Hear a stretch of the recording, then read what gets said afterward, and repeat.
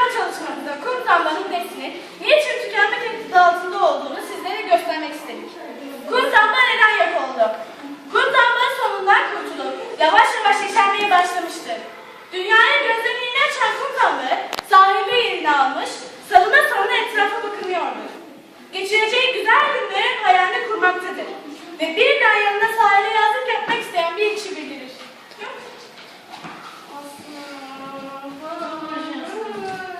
Burası olmadı. Burası da olmadı. Burası tabii senin gibi bir yer.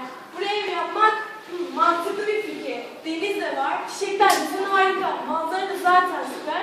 Buraya hemen bir ev yapmalıyım. Bıktım artık. Bu evler benim neslimi tüketecek.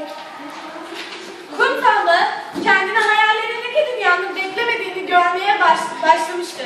Kum damla güzel günler umuduyla toparlanır. Bu sırada yanına anlamsızca bir şeyler söyleyen acımasız bir adam belirdi. İşte karşıma nereden çıktı? Çiçek çok güzel, çok para eder bu çiçek. Bir tane alayım da satarım. Dur! Bir tane daha alayım, odama koyarım. Zamanla kum damla hayatın acı gerçekliği yüzleşmeye başlamıştı. Bizim kum damla biraz toparlanmıştır ki bu sefer de yaramaz bir kızla karşılaşır. La. Bu çiçekler ne güzel görünüyor. Çiçeklere bak ne güzel.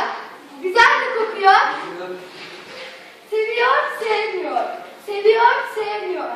Seviyor, sevmiyor. Seviyor, sevmiyor. Seviyor, sevmiyor. Of sevmiyor çıktı.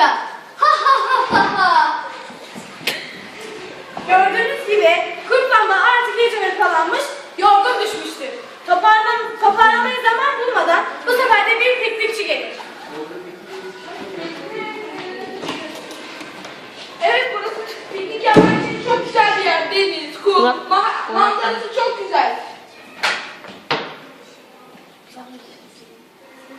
Hola, Kafi. Haciendo comer una cosa.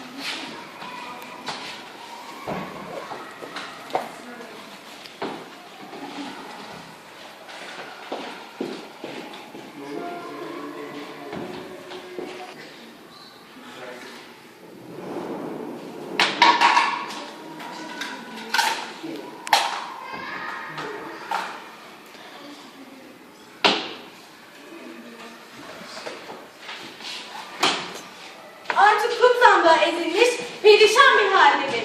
Hayattan umudunu kesmişti. Bu sırada karşısına iki çocuk çıkar. Ne olmuş buraya böyle? Yazık sana ne oldu? Üstad senden de söyleyeceğim.